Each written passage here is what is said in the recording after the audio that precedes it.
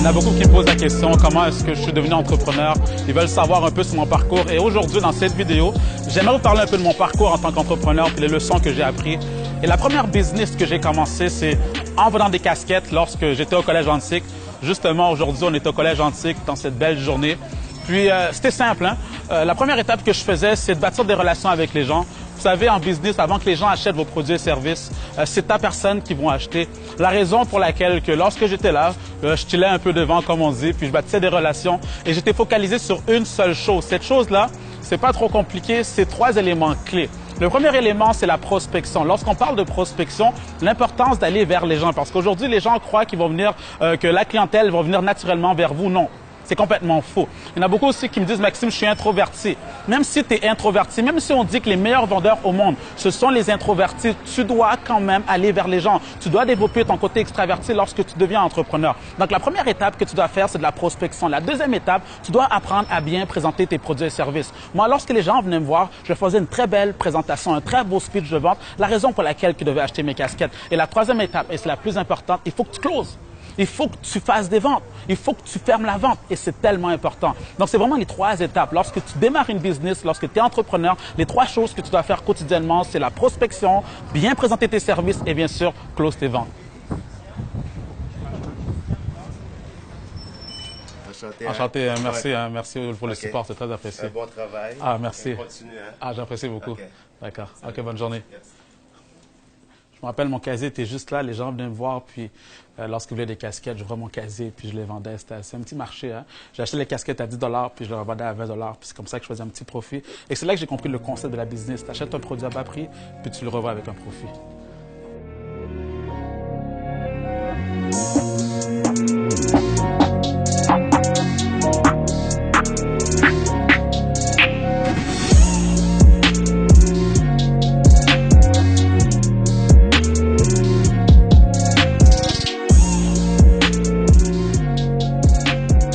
Après avoir vendu mes casquettes, on m'a introduit à l'industrie du marketing de réseau, le marketing relationnel ou le MLM comme certaines personnes disent. Je crois que c'est l'une des meilleures écoles de la vie parce que lorsque tu rentres dans ce genre d'industrie, ça te permet de te découvrir. On dit que l'être humain vit 2 naissances. Hein. La première naissance, c'est lorsque tes parents t'ont mis au monde. Et la deuxième naissance, c'est lorsque tu découvres la raison pour laquelle on t'a mis au monde. Et je crois que le marketing de réseau, ça te permet de développer ta personnalité. Je sais qu'il y a plusieurs opinions au sujet de cette industrie-là, mais personnellement, je le conseille. Je le conseille pourquoi? Parce que non seulement tu apprends à te connaître, tu apprends à devenir un bon vendeur, mais surtout, tu bâtis ton réseau de contacts. Malheureusement, dans cette industrie, ce qu'il faut, je pourrais dire, dénigrer, c'est le fait que on pousse les gens ou sinon on leur faire croire qu'ils peuvent devenir riches du jour au lendemain. Je ne crois pas qu'une fortune, devenir millionnaire, ça se fait en une journée ou en un an. Bien au contraire, si quelqu'un rentre dans l'industrie du MLM, moi je vous dirais de voir sur le long terme, d'être constant, de voir sur le 10 ans. C'est après 10 ans que tu vas faire ton premier million, c'est pas après un an. Donc maintenant, la question qu'on me pose souvent, que ce soit sur les réseaux sociaux, on m'appelle aussi au bureau, on m'envoie des courriels. Maxime, est-ce que tu penses que je devrais rentrer dans telle compagnie? Est-ce que tu crois que je devrais rentrer dans ASEAN, dans Kiani, dans Melaleuca, dans Mary Kay? Il y en a tellement. Ce sont tous de bonnes entreprises. Toutefois, il y a 3 critères essentiels sur lesquels que tu dois mettre l'emphase avant de rentrer dans n'importe quel business. Le premier critère que je te conseille fortement de regarder, c'est le produit. Est-ce que tout d'abord, l'entreprise fait un bon produit? Est-ce que tu crois au produit? Est-ce que tu es prêt à le vendre? J'aime dire qu'il faut que tu sois convaincu de ce que tu vends pour être convaincant. Donc, le premier critère, c'est le produit. Le deuxième critère, c'est la crédibilité de l'entreprise. Est-ce que l'entreprise existe depuis 6 mois ou elle est sur le marché depuis les 30, même les 40 dernières années? Tu dois regarder la longévité de l'entreprise. Personnellement, j'aime mieux investir mon temps dans une entreprise qui est sur le marché depuis plusieurs années. Et le troisième critère sur lequel tu dois mettre l'emphase avant d'entrer dans n'importe quelle entreprise, c'est bien sûr l'équipe dans laquelle que tu comptes joindre. On appelle ça le marketing relationnel. Tu bâtis des relations avec les gens. De ce fait, tu veux rentrer dans une équipe qui vont te supporter, qui vont t'accompagner et surtout qui vont t'aider à développer ce plein potentiel qui dort à l'intérieur de toi. Donc, base-toi sur ces 3 critères. Tout d'abord, le produit, ensuite la crédibilité de l'entreprise et surtout l'équipe dans laquelle que tu comptes rentrer. Je ne me vois pas trop m'éloigner, aller dans un bureau isolé. Bien au contraire, on est une entreprise qui veut aider la masse, aider les gens à sortir de cet esclavage moderne que j'appelle le fameux 9 à 5. C'est pas vrai que les 7 jours que tu as dans une journée, il y en a 5 parmi les 7 que tu donnes à quelqu'un d'autre et ensuite on te permet d'en avoir uniquement 2 pour toi. Pour moi, ça fait aucun sens. Je crois que les 7 jours que tu as, les 7 jours doivent t'appartenir. Les 7 jours t'appartiennent et c'est toi qui décides de faire ce que tu veux avec. Mais malheureusement, c'est pas tout le monde qui le comprenne. Pendant 40 ans de leur vie, ils vont donner la majorité de leur journée à quelqu'un d'autre juste parce qu'ils ont des factures, ils ont des responsabilités financières. Regarde, libère-toi. La seule manière de te libérer, c'est en faisant de l'argent. Et la meilleure manière de faire de l'argent dans notre société, c'est en étant entrepreneur. Parce que lorsque tu es entrepreneur, tes revenus sont illimités. Et lorsque tu es employé, malheureusement, tes revenus sont limités. C'est pour ça que je pousse les gens à devenir entrepreneurs afin éventuellement d'atteindre ta liberté financière. Donc là, maintenant, je m'arrête à mon bureau. J'ai quelques petites commissions à faire. Et puis, on va repartir, on va aller sur la plaza. Puis même, on va même s'arrêter à un petit café parce que j'aime bien, comme je vous dis, travailler dans un café tranquille, rencontrer des gens et avoir de l'inspiration. OK, on s'arrête.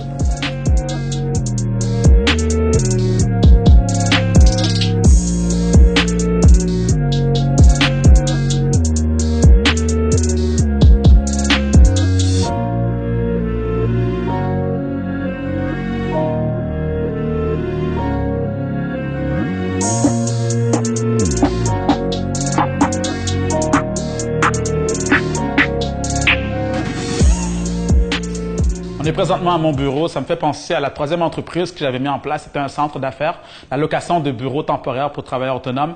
Je me rappelle que le premier obstacle que j'avais rencontré en mettant cette entreprise sur pied, c'était l'aspect financier, jusqu'au jour que je tombe sur un investisseur. L'importance de parler de son projet. Souvent, il y a beaucoup qui veulent garder leur idée pour eux, mais c'est une mauvaise idée. Parce que dis-toi que lorsque tu penses à une idée, il y en a 10 autres qui ont pensé à la même idée. La question, c'est qui va le faire en premier. Donc, je m'associe avec cette personne. On met l'entreprise sur pied. Ça a très bien fonctionné. Mais quelques mois plus tard, j'ai dû me détacher de cette personne. Et ça, c'est une erreur que j'ai faite, c'est que je n'ai pas signé de contrat avec elle.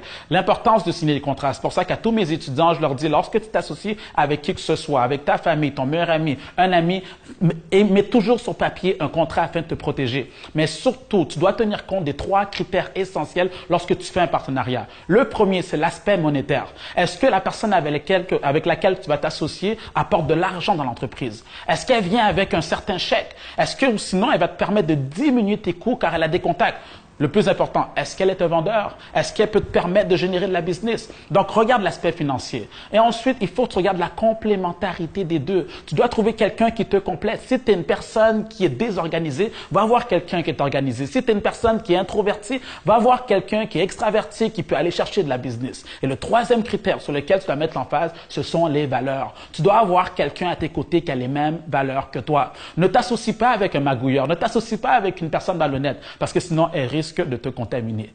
OK, alors tiens compte de ces 3 critères, l'aspect financier, la complémentarité et les valeurs.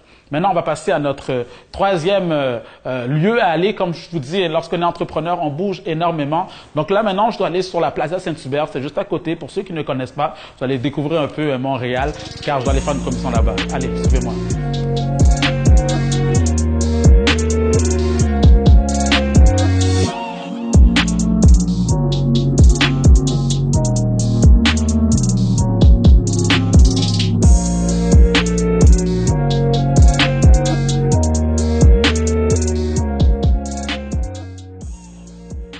Je me rappelle, il y a un autre business que j'avais mis en place, c'était une agence de personnel événementiel.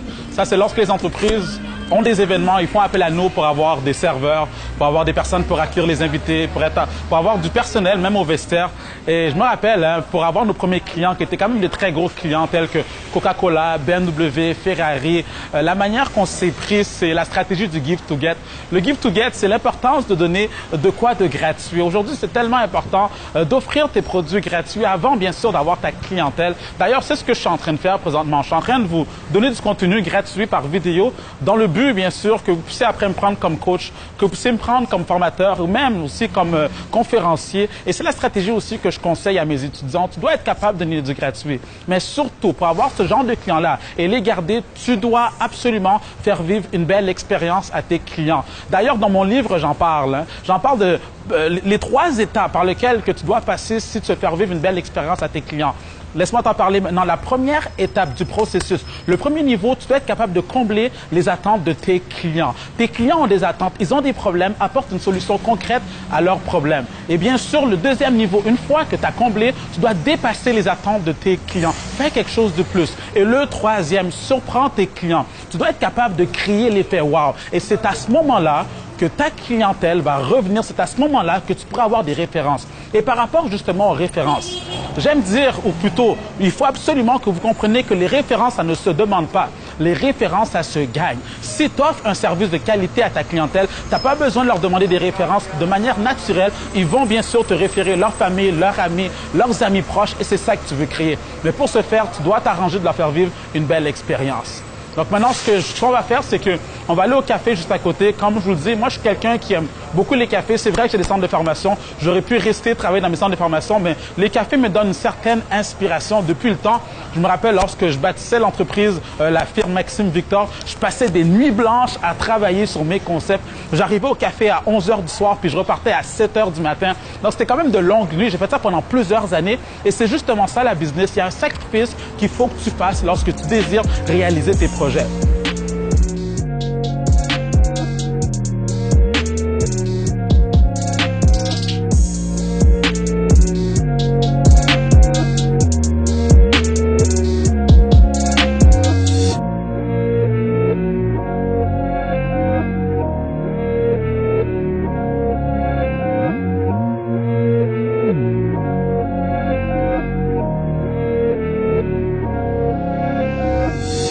J'ai une école. Pour ceux qui veulent démarrer leur entreprise. Ah non, ok, oui. Ouais. J'étudie là-dedans à l'UQAM. Ah ouais? Maintenant, il faut que tu viennes, il faut que tu viennes me voir. Il faut que tu viennes à mon école. Là. Comment ça s'appelle ton école? Mon nom, Maxime Victor. Ah, avec son nom en plus. Direct. Son nom, c'est Maxime. Oui, Maxime Victor, direct.